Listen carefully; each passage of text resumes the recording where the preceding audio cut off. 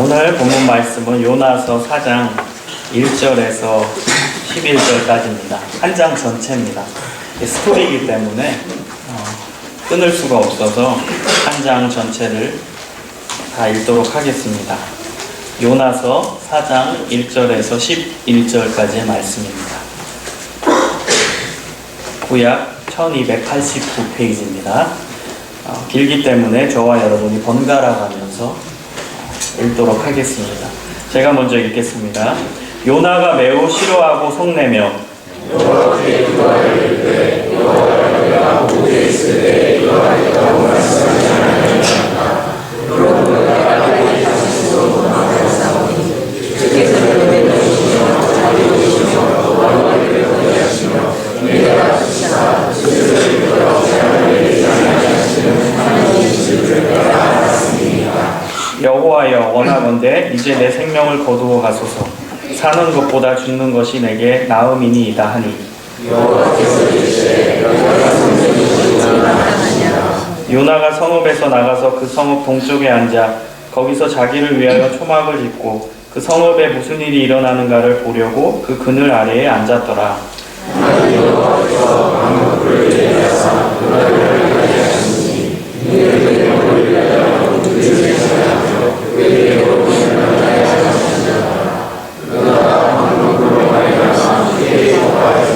하나님이 벌레를 예비하사 이튿날 새벽에 그 박넝쿨을 갉아먹게 하심에 시드니라.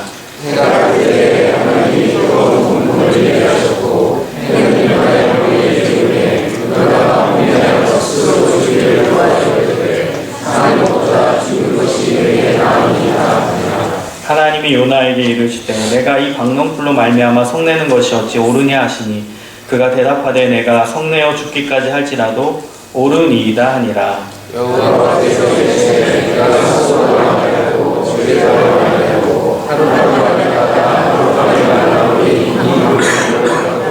함께 읽습니다. 하물며 이 강성은 이래에는 좌우를 분별하지 못하는 자가 12만여 명이요 가축도 많이 있나니 내가 어찌 아끼지 아니하겠느냐 하시니라. 아멘.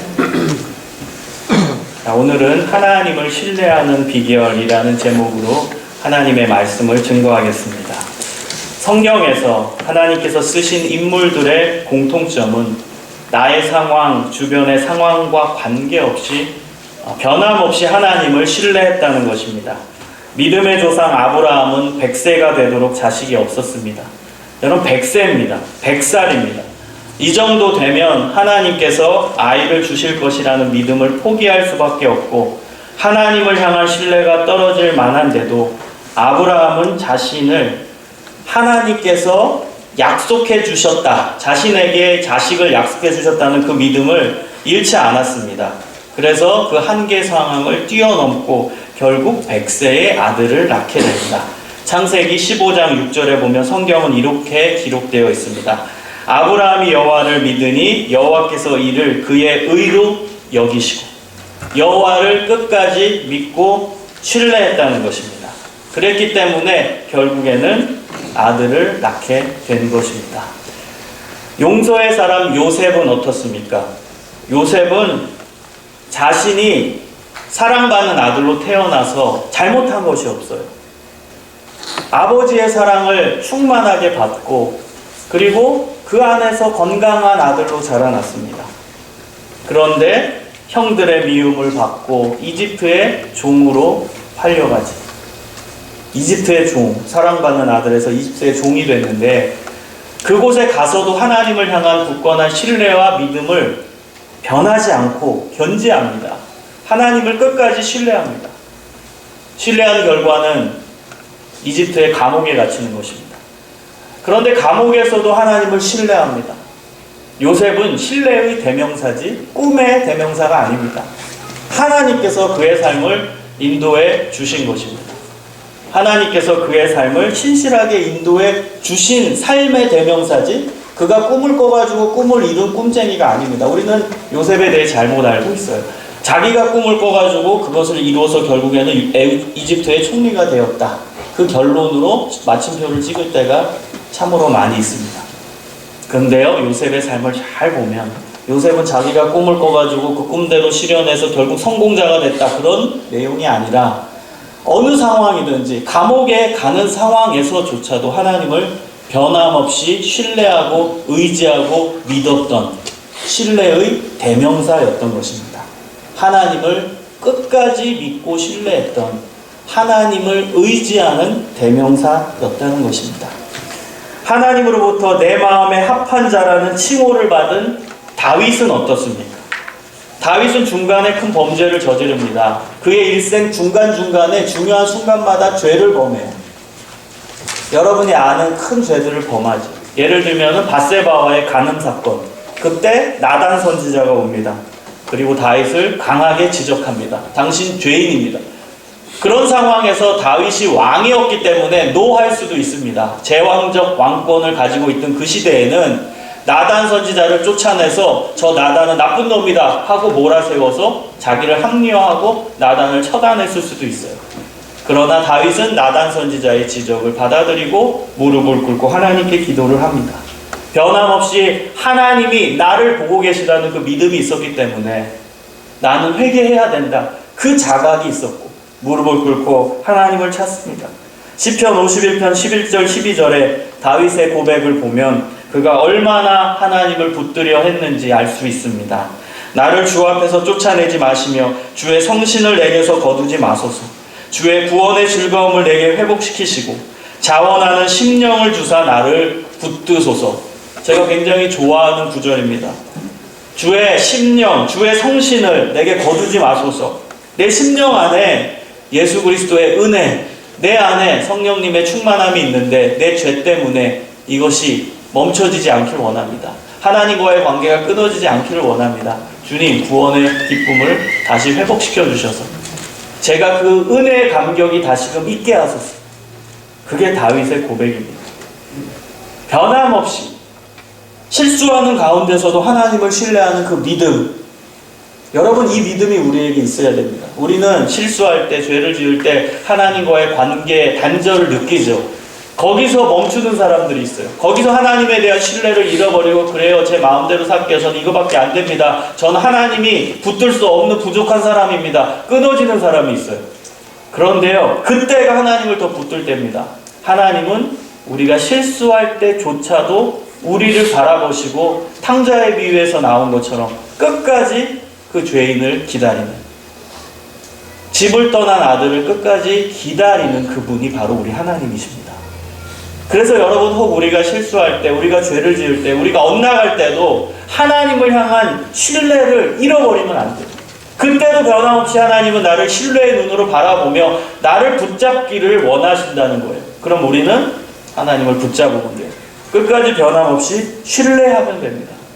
언제 어디서나 변함없이, 어느 삶의 조건이든지 변함없이 하나님을 신뢰하는 게 우리에게 있어야 돼요.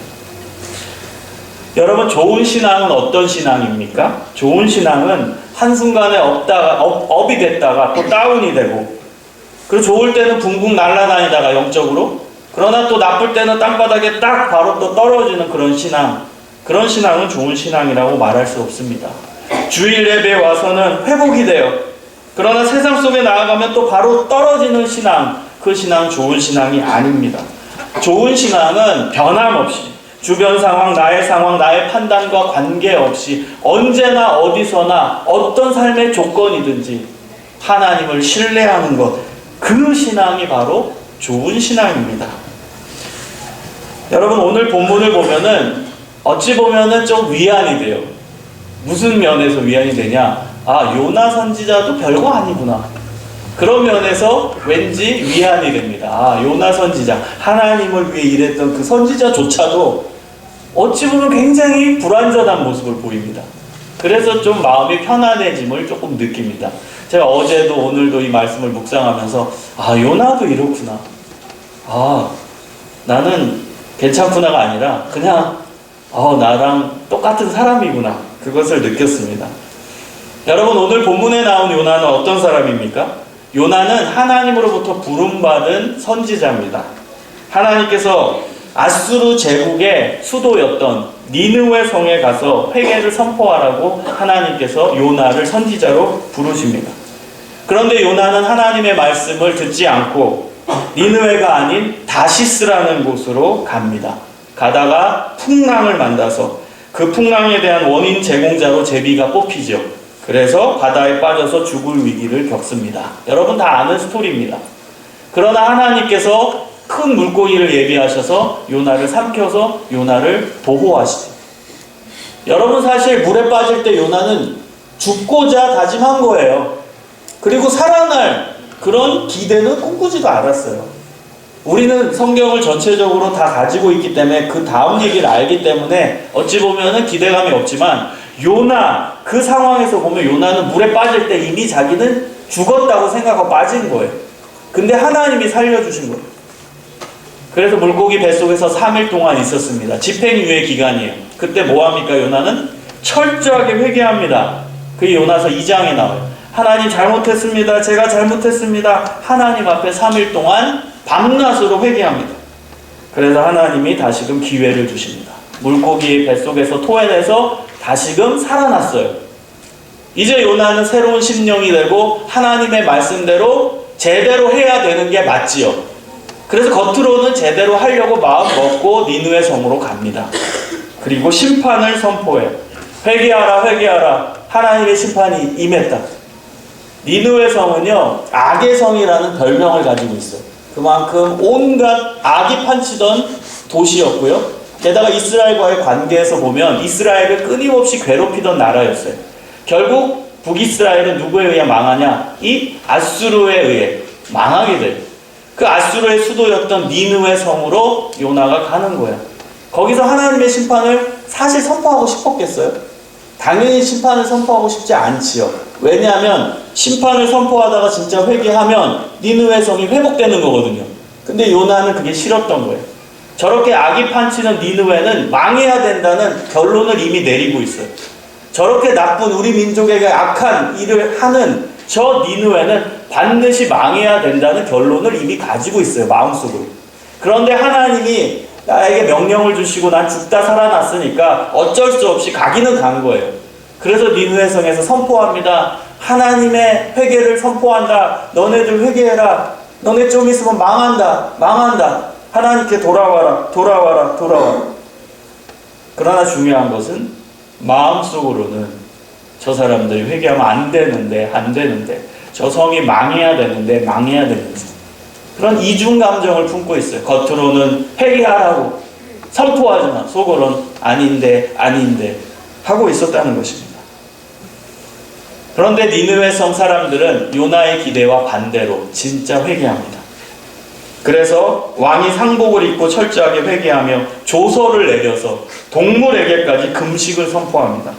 철저한 회개로 말미암아 하나님의 뜻이 바뀝니다. 심판을 선포하려던 하나님의 뜻이 진짜 회개하니까 하나님이 다시 자비를 주셔서 그들이 망하지 않게끔 인도해 주십니다. 재앙을 내리지 않으셨습니다. 그러나 놀라운 것은 요나는 그 사실에 대해 화가 납니다. 하나님의 회개를 선포하라고 해서 했어요. 그리고 진짜 회개했어요. 그럼 기뻐해야 되잖아요. 그런데 자기 뜻대로 안 되니까 화가 납니다. 열이 받습니다. 그래서 1절에 보면 이것을 싫어하고 분노를 표출했다고 나옵니다. 그리고 하나님께 뭐라고 따지냐? 이제 내 생명을 취하소서. 사는 것보다 죽는 것이 내게 나음이니이다. 이제 내 뜻대로 안 되니까 저 죽여달라는 거예요. 저는 제 뜻이 중요하다는 거예요. 자존심 굉장히 센 사람이죠. 저는 제 뜻이 중요하다는 거예요. 니느웨가 안 망한 거 보니까 저는 이제 살아갈 힘이 없다는 거예요. 이제 살고 싶지 않다는 것입니다. 이렇게 하나님께 불평을 토로하고 나서도 요나는 끝까지 니느웨가 멸망받을 거에 대한 그 미련을 버리지 못합니까? 끝까지 미련을 갖습니다. 저 망해야 되는데 망하게 해주시겠지. 내가 이렇게 강력하게 하나님께 불평을 토로하면 결국 하나님 들어주시겠지. 내 뜻대로 해주시겠지. 그렇게 스스로 생각한 겁니다. 그래서 5절에 보면 니느웨 성 바깥으로 나갑니다. 그래서 성 동편에 초막을 짓고 텐트를 짓고 쳐다보는 거예요. 왜 성 바깥으로 나갔겠어요?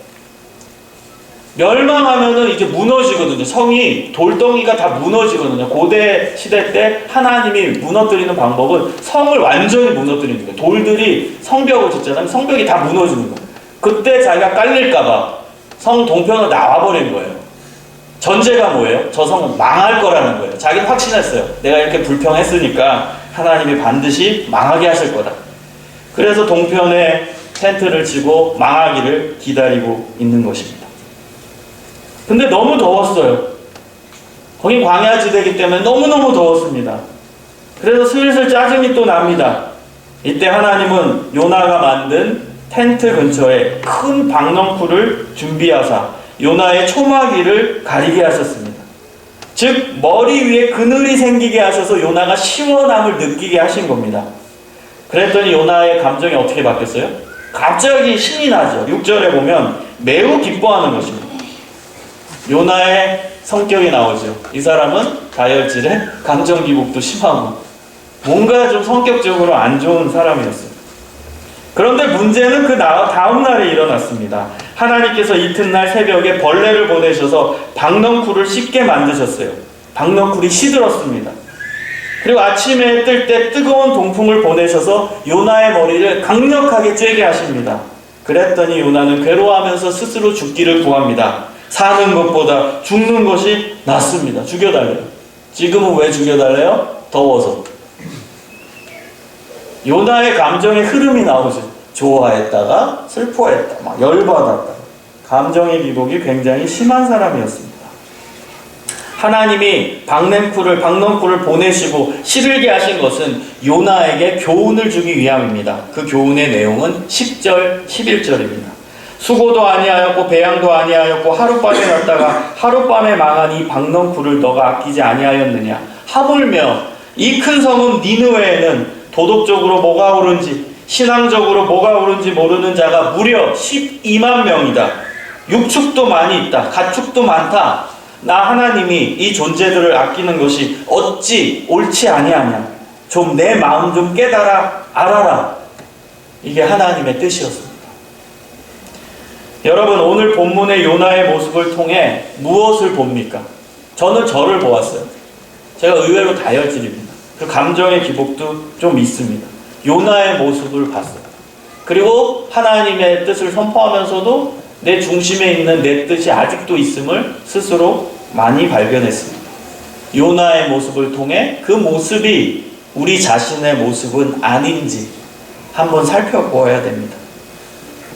우리의 뜻이 이렇다 세워놓고 그 뜻대로 뭔가 되어지는 것 같으면 하나님께 감사하고 신앙이 업이 됐다가 또 내 뜻대로 안 되는 것 같으면 꼬이는 것 같으면 하나님 어디 계십니까?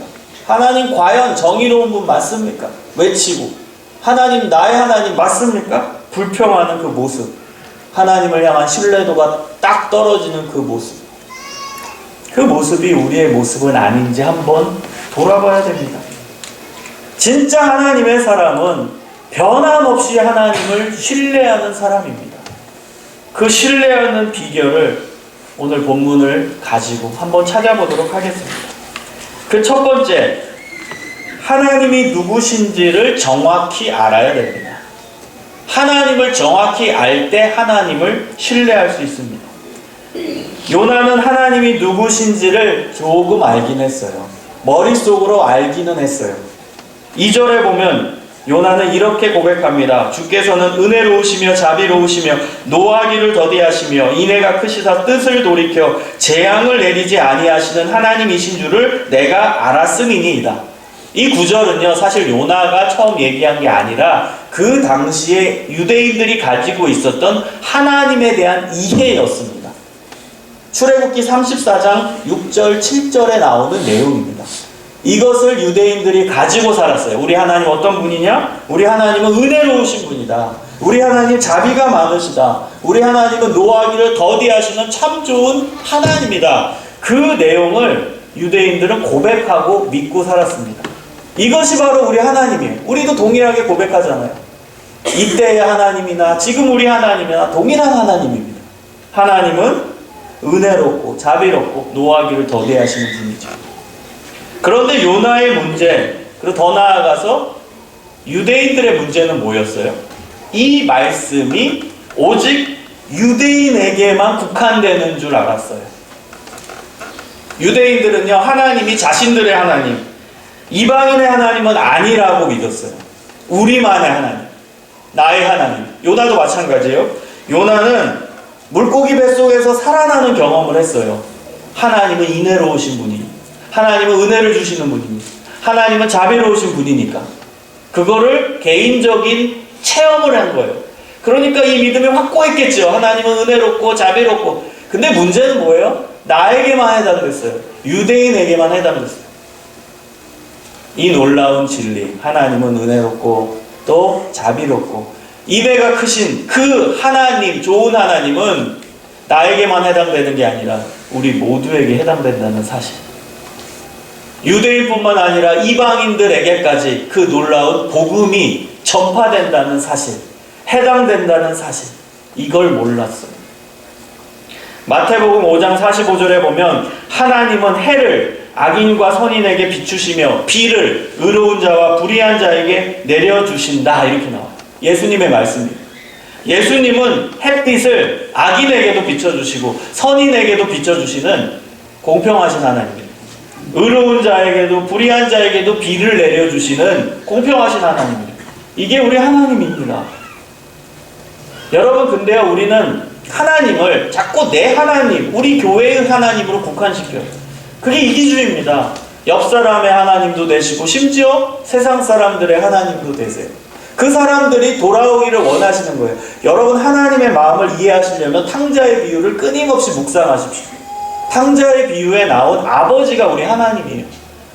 하나님을 싫어하고 엇나간 그 탕자까지도 계속 문 밖에서 기다리시는 하나님이 우리 하나님이에요. 그 하나님은 우리의 하나님인 동시에 아직도 믿지 않는 자들의 하나님이시기도 해요. 그분들이, 그 사람들이 돌아오기를 기다리시는 하나님이에요. 선택받은 유대인의 하나님인 동시에 이방인 하나님, 그것까지 포함되는 개념이에요. 그래서 우리가 이방인이잖아요. 그래서 우리도 하나님의 은혜를 누리고 예수 그리스도를 통해서 구원받은 존재가 되었잖아요. 사랑하는 성도님들, 우리는 하나님이 누구신지를 성경 속에서, 기도 속에서, 구역 예배 속에서, 개인 묵상 속에서, 말씀잔치 속에서 찾아야 돼요. 항상 하나님이 누구신지를 성경 안에서 찾아야 돼요. 성경은요, 도덕책이 아닙니다. 성경은 윤리책이 아니에요. 성경은 하나님의 책이에요. 무슨 얘기예요? 성경을 제대로 읽는 사람은 성경 안에서 하나님이 누구신지를 찾아요. 이것이 가장 중요한 성경을 이해하는 거예요. 성경 속에서 다양한 도덕 교과서 같은 내용도 있지요. 율법 교과서 같은 내용도 있죠. 그런데 그건 지역적인 거예요.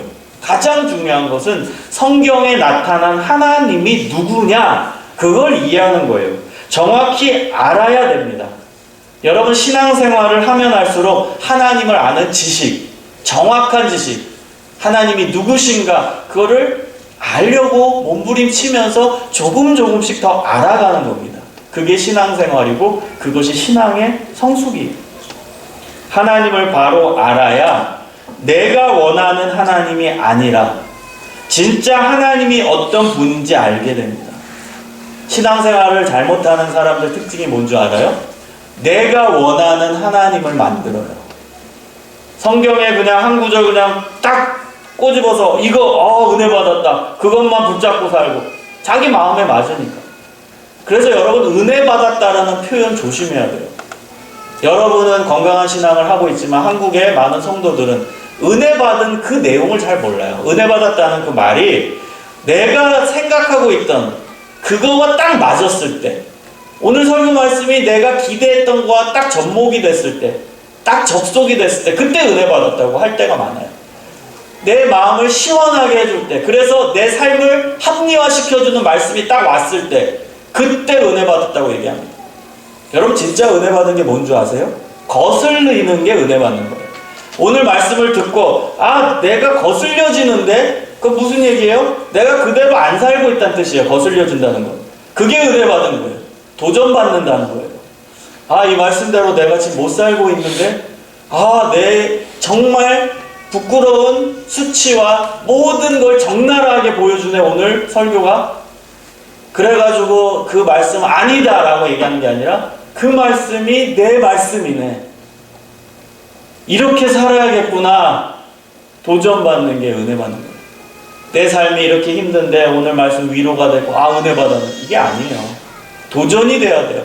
거슬러지는 말씀 속에서 치열한 도전이 있고 이거구나. 이렇게 사는 게 맞구나. 그게 은혜 받는 거예요. 여러분 말씀을 보면서 하나님이 진짜 누구신지를 깨달아 아십시오. 내가 원하는 하나님이 아니라 성경 안에서 계시되어 있는 참 하나님이 어떤 분인지 그것을 깨달아 아셔야 됩니다. 알미 왜 중요하냐?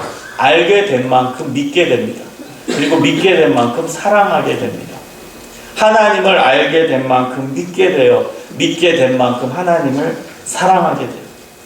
에베소서 4장 13절에 보면 우리가 다 하나님의 아들을 믿는 것과 아는 일에 하나가 되어 온전한 사람을 이루어 그리스도의 장성한 분량이 충만한 데까지 이르리니 라고 나옵니다. 하나님을 아는 일, 그 아는 만큼 믿는 거예요. 그게 하나가 되는 것입니다. 신약의 사도 바울은 에베소 교회를 위해 기도할 때 이것을 위해 기도합니다. 제가 가장 좋아하는 기도입니다. 에베소서 1장 17절에 뭐라고 기도하냐? 우리 주 예수 그리스도의 하나님 영광의 아버지께서 지혜와 계시의 영을 너희에게 주사 하나님을 알게 해달라. 하나님을 알게 하소서. 이 기도예요. 여러분 우리는 언제 이런 기도 드려봤습니까? 하나님 알게 해주소서. 제가 금요일에 청년부 예배 때도 간곡히 이 부분을 얘기했어요. 우리는 주로 필요에 의한 간구예요. 그러나 더 중요한 기도는 하나님을 알게 해달라는 기도입니다. 하나님이 누구신지를 알게 해달라는 그 처절한 몸부림이 있어야 되고 그것이 신앙의 본질이고 우리의 삶의 본질입니다. 우리는 맨날 필요에 의한 간구죠. 뭐 달라, 뭐 필요합니다. 이럴 때 기도하죠. 그러나 더 중요한 기도는 하나님이 누구신지 그 필요를 채워주시는 분도 하나님이잖아요. 그럼 그 하나님이 누군지를 알아야 될 거 아닙니까? 나의 문제 해결해 주시는 분, 내가 돈이 없을 때 돈 달라고 기도할 때 그걸 주시는 분, 건강을 잃어가지고 힘들 때 건강 다시 회복시켜 주신 분, 그 전제는 다 하나님이잖아요. 그렇다면 하나님이 누군지를 알아야죠. 주는 분이 누군지를 알아야죠. 그럼 여러분 이 기도가 필요합니다. 이건 에베소서에 정확히 근거되어 있는 기도예요. 하나님이 누구신지를 알게 해달라는 기도. 하나님 알고 싶어요. 하나님 알고 싶어요. 에베소서 1장 17절을 잘 주목하면 더 깊은 내용이 담겨져 있어요. 지혜와 계시의 영을 주사 하나님을 알게 해달라. 이렇게 기도합니다. 지혜와 계시의 영을 통해서 하나님을 알게 해달라. 이렇게 기도해요. 사도 바울이. 지혜와 계시의 영은 성령님이죠. 우리가 하나님을 알게 되는 근거는 내 안에 계신 성령님을 통해서입니다. 성령님께서 하나님이 누군지를 알려주시는 것입니다. 그래서 고린도전서 2장 10절에서 11절을 보면 바울은 이렇게 고백합니다. 오직 하나님이 성령으로 하나님의 지혜를 우리에게 보이셨으니, 여기서는 이것이라고 표현되어 있는데 그 문맥상 하나님의 지혜입니다. 제가 다시 읽습니다. 오직 하나님이 성령으로 하나님의 지혜를 우리에게 보이셨으니 성령은 모든 것 곧 하나님의 깊은 것까지도 통달하시느니라. 성령께서 모든 깊은 것을 다 통달하시는 분, 그 성령님이 내 안에 계셔서 하나님을 알게 해 주신다는 거예요. 요한복음 14장 26절에 예수님께서도 이런 말씀을 하십니다. 보혜사 곧 아버지께서 내 이름으로 보내실 성령, 그가 너희에게 모든 것을 가르치고 내가 너희에게 말한 모든 것을 생각나게 하리라. 성령님께서 2000년 전에 말씀하신 그 예수님의 말씀을 다시 생각나게 하시고 2000년 전에 말씀하신 그 예수님의 말씀을 해석할 수 있게 해주신대요. 그래서 성령의 조명을 받고 성경을 읽는 거예요. 성령의 능력을 의지하고 기도하는 거예요. 그럼 성령님께서 내 안에서 하나님이 누구신지를 알려주시는 놀라운 은혜의 역사를 주신다는 거예요. 여러분 성령님을 사모하시고 기도 때마다 성령 충만함으로 하나님을 더 깊이 알게 하소서. 하나님을 더 깊이 알므로 말미암아 하나님을 더 신실하게 믿게 하시고 더 깊게 사랑하게 하소서. 그 기도가 있어야 돼요. 누가복음 11장 13절에 예수님께서는 약속하십니다. 너희가 악할지라도 좋은 것을 자식에게 줄 알거든 하물며 너희 하늘아버지께서 구하는 자에게 성령을 주시지 않겠느냐. 여기서 말하는 성령은 성령 충만함입니다. 구하는 자에게 성령 충만함을 허락해 주셔서 그 성령 충만함이 내 안에 있을 때 하나님이 누구신지를 깨닫게 된다는 거예요. 그래서 여러분 기도 때마다 수시로 기도하십시오. 저도 금요일부터 그 설교를 하고 그때부터 계속 기도하고 있어요. 매 순간마다 저도 노력해요. 하나님을 알게 하소서. 성령께서 내 안에 역사하셔서 하나님이 누구신지를 지속적으로 깨닫게 해주소서. 그 기도를 계속 식사 때도 기도하고 속으로, 그리고 걸어갈 때도 기도하고 하나님을 깨닫게 하소서. 하나님을 느끼게 하소서. 하나님을 알아가게 하소서. 성령님 내 안에 충만하게 역사하셔서 하나님이 누구신지 알게 하소서. 이게 신앙의 본질이고, 하나님을 알아갈 때 하나님을 변함없이 신뢰할 수 있습니다. 두 번째입니다. 내 신앙이 내 감정에 영향받아서는 안 된다는 것입니다. 내 신앙이 내 감정 상태에 영향받지 않으면 변함없이 하나님을 신뢰할 수 있어요. 요나는 하나님께 자신의 감정을 너무나 쉽게 표출합니다. 1절에 보면 심히 노했다라고 나옵니다. 하나님은 4절에서 요나에게 말씀하십니다. 너의 성냄이 어찌 합당하냐. 성내지 말아라. 근데 6절에 보면 또 방덩굴 때문에 갑자기 신나요. 심히 기뻐했다 나옵니다. 그리고 방덩굴이 사라지자 또 불평하고 분내며 죽는 것이 낫다 이렇게 고백합니다. 감정의 기복입니다. 사람은 감정의 존재입니다. 하지만 그 감정과 신앙이 같이 붙어 있으면 굉장히 위험합니다. 내가 좋은 일이 생겨서 감정이 갑자기 막 신나요. 업이 됐어요. 그럼 신앙도 같이 업이 됩니다. 그런데 갑자기 안 좋은 일이 닥쳐서 내 감정이 완전 우울해지고 다운이 되어 있으면 내 신앙도 같이 다운이 됩니다. 이게 같이 붙어 있는 거예요. 내 감정과 신앙의 레벨이 같이 붙어 있어요. 이렇게 되면 우리는 변함없이 하나님을 신뢰할 수 없습니다. 업될 때만 신뢰하죠. 내 감정이 막 업이 돼서 기분이 좋을 때만 그때 할렐루야 아멘 나오죠. 그때 기분이 좋아져서 하나님 찾게 되고 하나님을 찾고 그 안에서 행복을 누리게 되죠. 그러나 문제는 이제 다운이 될 때, 그때는 하나님 어디 계십니까? 하나님 못 믿겠습니다. 하나님 신실하신 분 맞습니까?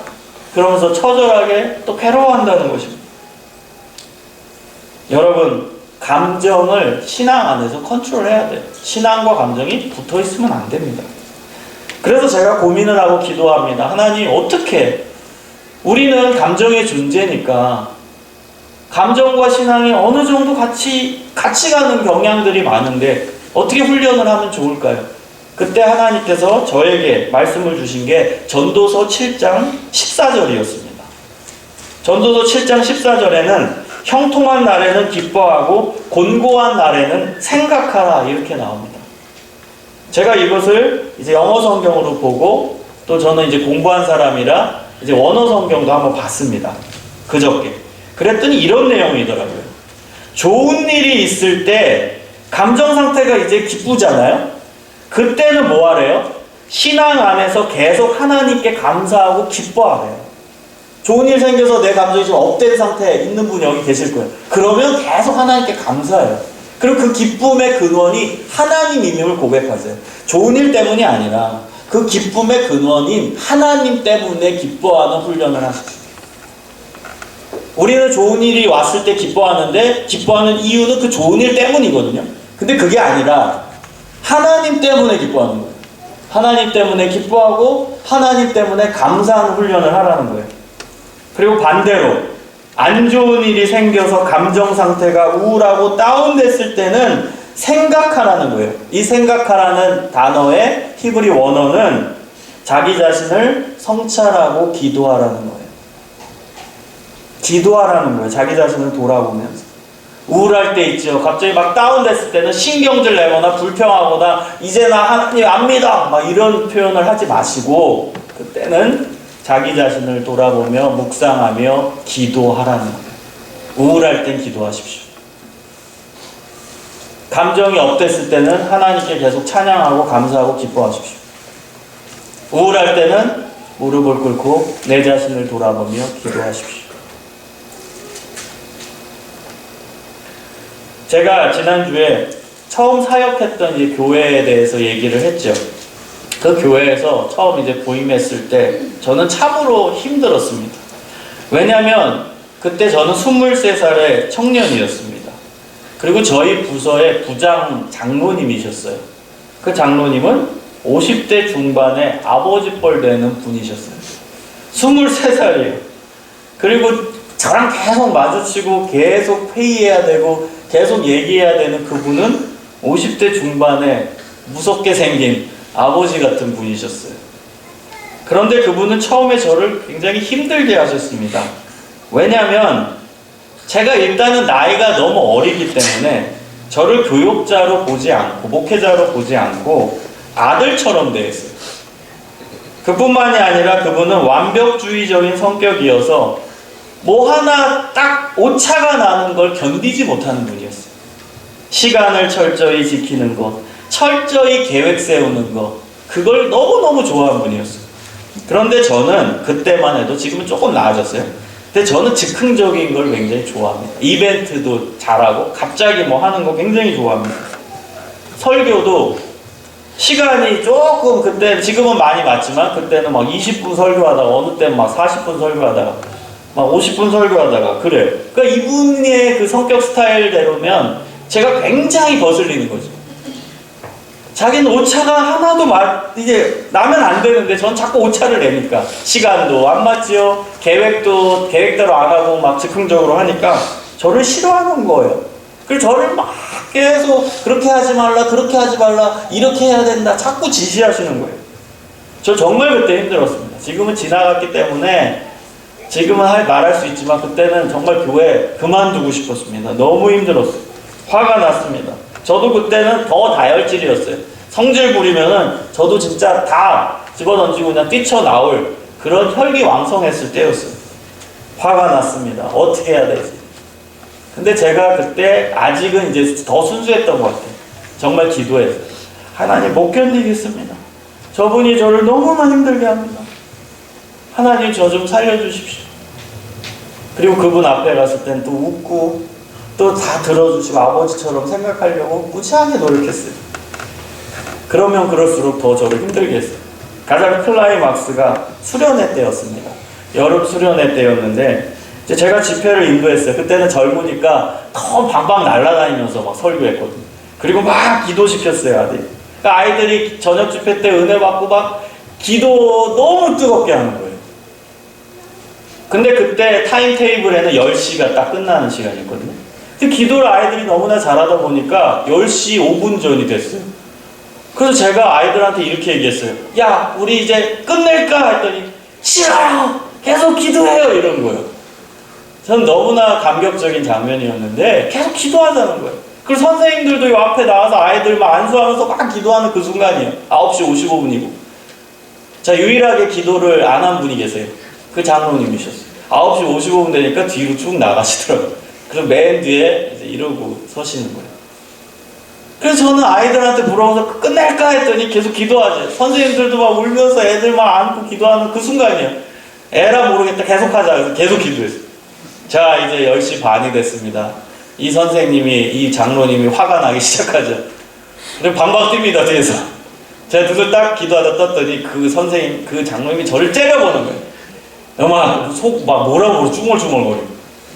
자, 그래도 계속 기도했습니다. 애들이 기도를 너무 잘하니까 은혜 받는 너무 그 순간이 귀하기 때문에 끝내기가 저는 그때 힘들었어요. 그 장로님의 뜻에 거슬리고 싶어서 그런 게 아니라 하나님이 이때 딱 은혜 주시는 그 타이밍이라는 걸 깨달았어요. 계속 했습니다. 자, 11시 반이 됐습니다. 이분이 시계 풀었습니다. 그리고 흔듭니다. 끝내요. 선생님과 아이들은 눈물바다가 돼가지고 은혜 중인데 그 장로님 혼자서 시계 흔들면서 끝내라고 막 이러고 있는 거예요. 12시 지나니까 안 보였습니다. 나간 거예요. 그리고 제가 1시에 끝냈습니다. 1시에, 새벽 1시에 다 끝나고 이제 다 마무리하고 식당에 갔어요. 막 라면 먹잖아요. 다 끝나고 애들 막 밤처럼. 그때 그 책상 위에, 식탁 위에 대자로 누워서 주무시고 계시더라고요. 그런 장로님이셨어요. 근데 제가 말씀드리고 싶은 거는 저는 그분 정말 사랑하려고 노력했어요. 정말 화가 나고 그 감정 상태 때문에 제 신앙에도 악영향을 미칠 뻔했어요. 진짜 하나님 어떻게 이런 교회에 절 보내셨습니까? 저 하나님의 뜻대로 기다려서 지난주에 말씀드렸죠? 그래서 온 교회인데 어떻게 이런 사람을 만납니까? 그래서 제 신앙까지 같이 다운돼. 감정이 막 화가 나니까 신앙도 같이 다운되려고 그래요. 이거 진짜 목회하고 싶지 않아요. 근데 전도사 처음인데 이게 목회구나. 나 이제 못하겠구나. 때려쳐야겠구나. 이런 마음까지 들었어요. 그런데 하나님께 기도하며 그걸 풀었어요. 하나님 제발 이런 화남의 감정이 제 신앙에 영향을 미치지 않길 원합니다. 그리고 저분을 계속 사랑하길 원합니다. 그래서 그분을 사랑하려고 정말 노력을 했습니다. 그 감사하게 그 장로님은 변화됐습니다. 그래서 1년 후에 제 생일 때 이 선생님이 제게 선물을 주셨어요. 그 선물은 너무나 특별했습니다. 100일 동안 하루 하나씩 저를 생각하며 편지를 쓰셨어요. 그래서 책으로 묶은 것을 저에게 주셨습니다. 그 책 제목은 아직도 가지고 있어요. 20대 목사와 50대의 장로와의 만남 스토리. 이게 그분이 저에게 준 책 제목이었어요. 하루하루 이분이 저에게 이제 마음을 열고 변화된 다음부터 이제 100일 동안 하루하루 저를 생각하며 편지를 쓰신 거예요. 그거를 책으로 엮어서 주셨을 때 저 울었습니다. 얼마나 감동이 됐는지. 그분은 저를 존경한다까지 표현하시며 지금까지도 잘 지내고 있습니다. 바울은 갈라디아서 5장 24절에 우리에게 말씀하십니다. 그리스도 예수의 사람들은 육체와 함께 그 정과 욕심을 십자가에 못 박았느니라. 어렵지요. 저도 어려워요. 원래 성격이 온유하고 따뜻한 분이 있어요. 저도 어제 청년부 모임을 갔는데 이름은 언급 안 하겠습니다. 어떤 분이 너무 온유하세요. 그분은 그냥 태어날 때부터 온유하신 거예요. 얼마나 부러워요. 저는 사실 안 그래요. 저는 다혈질이에요, 사실. 그리고 감정이 막 화가 날 때도 있고 컨트롤 안 될 때도 있어요. 그럼 그 사람들은 너무 부럽잖아요. 그 온유하신 분들이. 근데 여러분 상대평가하지 마세요. 하나님은 항상 절대평가하십니다. 내가 할 수 있는 만큼 내 안에서 최선을 다해 하나님이 기뻐하시는 모습으로 변해가면 돼요. 저 사람은 온유하니까 언제 내가 저기 따라가냐. 옆 사람 보지 마시고 내 성격, 본래적 성격 안에서 깎여서 최대한 할 수 있는 만큼의 성화가 되면 돼요. 내 본래적 특성 안에서 하나님이 기뻐하시는 모습으로 조금씩 깎여서 내 안에서 발전되면 돼요. 그걸 하나님이 보시는 거지. 너 쟤보다 못했네. 쟤는 원래 온유한데 너는 왜 이 모양이냐. 안 그러세요. 사람마다 태어날 때부터 다르기 때문에 성품이. 여러분 안에서 최선을 다하십시오. 그래서 정과 욕심을 그 감정입니다. 감정과 욕심을 십자가 앞에 못 박는 훈련을 하십시오. 하나님 앞에 한 걸음 한 걸음 다가가는 그런 비결입니다. 마지막 세 번째입니다. 하나님의 신실하심이라는 중요한 믿음의 내용을 가지고 있어야 변함없이 하나님을 신뢰할 수 있어요. 우리 하나님은 신실하신 하나님이십니다. 신실하시다라는 그 뜻은 하나님이 가장 믿을 만한 분이다. 그리고 가장 정의로운 분이다. 가장 공평하신 분이다. 가장 성실하신 분이다. 라는 고백입니다. 이 믿음의 내용이 우리 안에 있어야 돼요. 그걸 견지하고 살아야 돼요. 여러분 그냥 믿어라가 아닙니다. 믿으려면 내용이 중요하잖아요. 믿음의 내용도 여러분 생각해 보셔야 돼요. 그 믿음의 내용이 성경에 몇 가지가 나와 있어요. 예를 들면 히브리서 11장 6절 같으면 하나님이 살아계신 것을 믿어야 됩니다. 살아계심이라는 걸 받아들이는 게 믿음의 내용이고, 하나님이 자기를 찾는 자들에게 좋은 것을 주신다, 상을 주신다, 그리고 마태복음의 아까 표현처럼 성령을 주신다. 이게 좋은 거잖아요. 하나님은 자기를 찾는 자들에게 좋은 걸 주신다. 그것도 내가 가지고 있어야 되는 믿음입니다. 또 오늘 본문에서 가져야 되는 중요한 믿음의 내용은 하나님은 신실하시다. 그 믿음의 내용이 우리에게 있어야 돼요. 요나는 계속적으로 자신이 옳다고 생각합니다. 그래서 니느웨가 망해야 된다는 미련을 버리지 못하는 거예요. 하나님이 가시는 일이 가장 옳으셔. 하나님의 뜻이 가장 정의롭고 완벽하셔. 하나님은 가장 신실하신 분이시니까 라는 믿음이 부족했어요. 안타까운 모습이죠. 그러니까 불평과 불만이 가득할 수밖에 없는 거예요. 여러분, 삶이 왜 불평과 불만 속에 진행되는 줄 아십니까? 하나님에 대한 신실하심이 약한, 그 믿음이 약하기 때문에 불평과 불만이 나오는 거예요. 불평과 불만이 많다는 건 하나님이 내 삶을 신실하게, 가장 잘 아시는 그 하나님이 나를 성실하게 인도하신다는 그 믿음이 부족한 겁니다. 부족하니까 불평과 불만이 나오는 거예요. 불평과 불만을 사람에게 풀고 결국 거슬러 올라가다 보면 하나님께 푸는 거예요. 하나님이 나를 이 모양 이 꼴로 만드셨잖아요. 하나님이 이렇게 안 되게 만드시잖아요. 하나님이 이런 어려움을 주시잖아요. 그러니까 내가 안 되잖아요. 불평과 불만이 계속 생기는 거예요. 그 근원에는 하나님의 신실하심에 대한 믿음이 부족한 겁니다. 이에 대한 비슷한 내용이 하박국서에 담겨져 있죠. 하박국은 하나님께 대한 질문과 답변으로 이루어져 있는 책입니다. 하박국 선지자는 이스라엘 안에 악이 판치는 것을 못 견뎌하면서 하나님께 질문을 던집니다. 하나님, 이렇게 악이 판치는데 가만두고 보고 계십니까? 하나님, 제 속이 썩겠습니다. 이스라엘 안에 악이 판을 치고 있어요. 해결 좀 해주세요. 그때 하나님께서 답변을 주십니다. 내가 바벨론을 보내서 이스라엘에 벌을 내리겠다. 그랬더니 하박국은 더 황당한 거예요. 하나님, 이스라엘보다도 더 나쁜 놈들을, 그 바벨론을 우리에게 보내셔서 우리를 벌 내리시겠다고요? 하나님, 정말 정의로운 분 맞으십니까? 바벨론은요, 더 나쁜 놈들이에요, 우리보다. 그때 하나님께서 하박국에게 말씀하십니다. 하박국서 2장 4절. 의인은 그 믿음으로 말미암아 살리라. 하박국아, 하나님을 믿는 의인은 하나님을 향한 신실함을 믿는 믿음으로 사는 것이야. 세상에 해석하지 못할 일 참 많지? 이해 못할 일 참 많지? 너의 삶이 지금 진행되고 있는 거 불만 참 많지? 그런데 진짜 하나님의 사람은 하나님을 신실하게 믿는 믿음으로 사는 거야. 너는 그저 나만 바라보고 나를 신뢰해라. 이게 하박국서의 결론입니다. 여러분, 우리의 삶을 쫙 보면은 뭔가 엇나갈 때도 있고 잘 안 될 때도 있죠. 그러나 돌아보면 그 순간순간마다 하나님의 뜻이 담겨져 있었어요. 왜? 하나님은 신실하게 나의 삶을 인도하시니까. 믿음이 왜 중요해요? 믿는 만큼 되니까. 여러분, 이거 중요합니다. 믿는 만큼 되는 거예요. 그게 믿음의 본질이거든요. 우리가 예수 그리스도를 통해 구원받았다라는 믿으니까 된 거예요. 진짜 구원받은 거예요. 그럼 하나님이 내 삶을 신실하게 인도하신다는 믿음이 왜 중요해요? 그걸 믿으니까 하나님이 나를 신실하게 인도하시죠.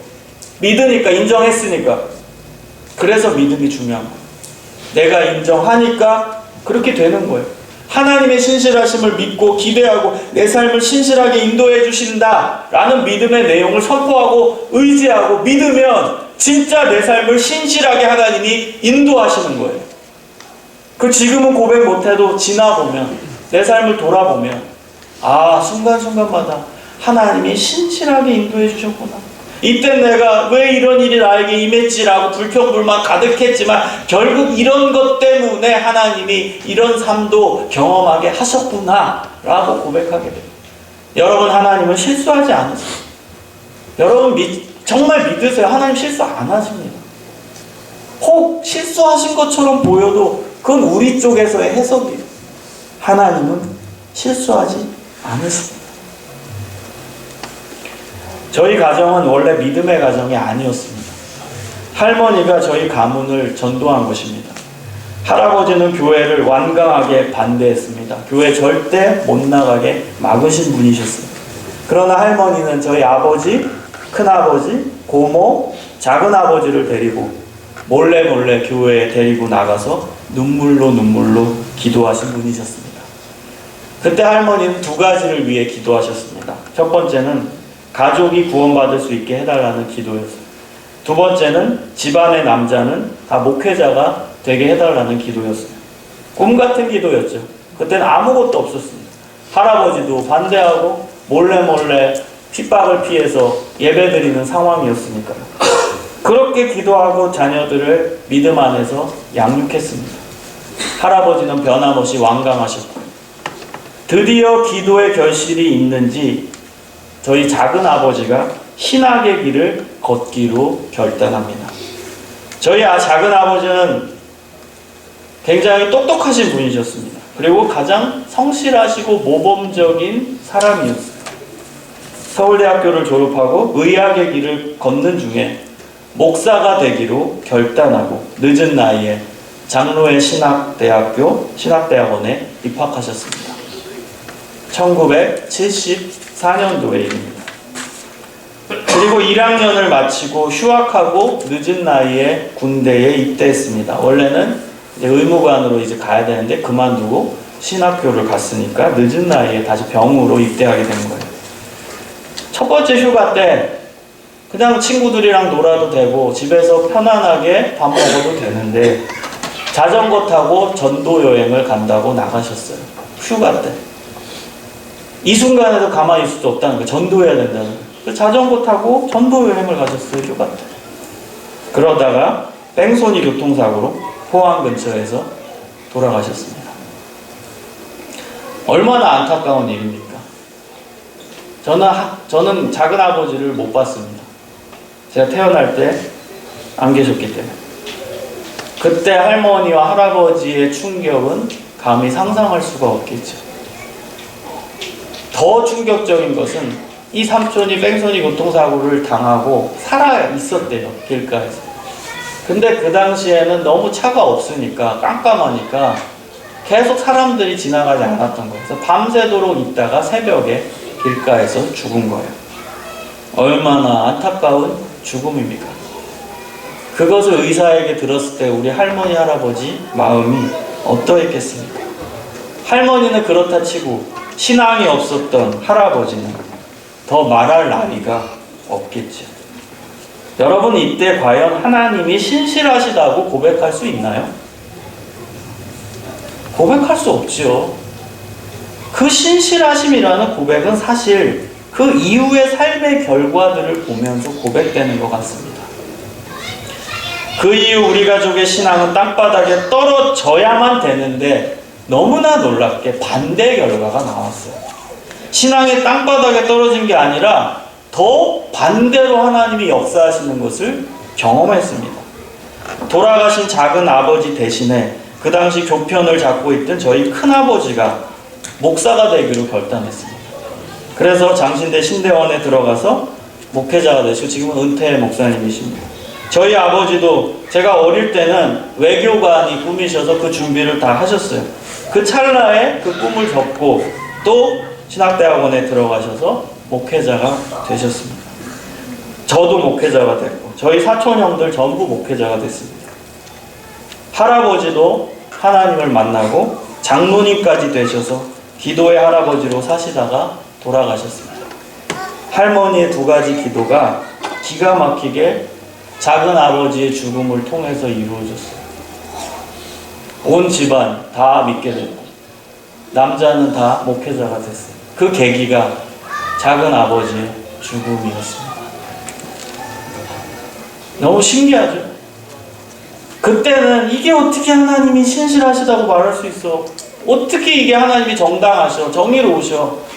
불평과 불만 속에 하나님에 대한 신앙을 잃어버릴 수도 있지만 지나 보니까 다 뜻이 있었구나. 하나님의 인도하심이 있었구나. 고백하게 되는 것입니다. 사랑하는 성도님들, 제가 좋아하는 찬양 중에 내가 걷는 이 길이라는 찬양의 제목이 있습니다. 그 가사를 읽어드릴 테니까 여러분의 삶을 생각하면서 하나님은 나를 실수 없이 신실하게 인도하신다는 그 믿음을 다시금 재확인하시기 바랍니다. 내가 걷는 이 길이 혹 굽이 도는 수가 있어도 내 심장이 울렁이고 가슴 아파도 내 마음속으로 여전히 기뻐하는 까닭은 하나님은 실수하지 않으심일세. 내가 세운 계획이 혹 빗나가는 수가 있어도, 나의 희망이 덧없이 쓰러질 수 있지만 나 여전히 인도하시는 주님을 신뢰하는 까닭은 주께서 내가 가야 할 길을 잘 아심일세. 어둠 밤 어둠이 깊어 밤이 다시는 밝지 않을 것 같아 보여도 내 신앙 부여잡고 주님께 내 모든 것 맡기리니 하나님을 내가 믿음일세. 지금은 내가 볼 수 없는 것 너무 많고 너무 멀리 가물가물 아른거려도 와라 와라 내 삶이여 두려워하지 아니하리로다. 만사를 주님께 내어 맡기리. 차츰차츰 안개는 걷히고 하나님 지으신 빛이 뚜렷이 보이리라. 가는 길이 어둡게만 보여도 하나님은 실수하지 않으신다네. 아멘. 실수하지 않으시는, 내 머리카락 개수까지 다 아시는 그 하나님을, 그 신실하신 하나님을 붙잡으십시오. 그것이 희망입니다.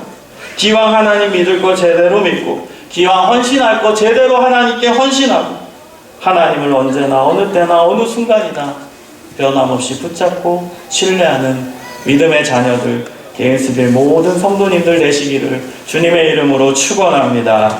기도하겠습니다.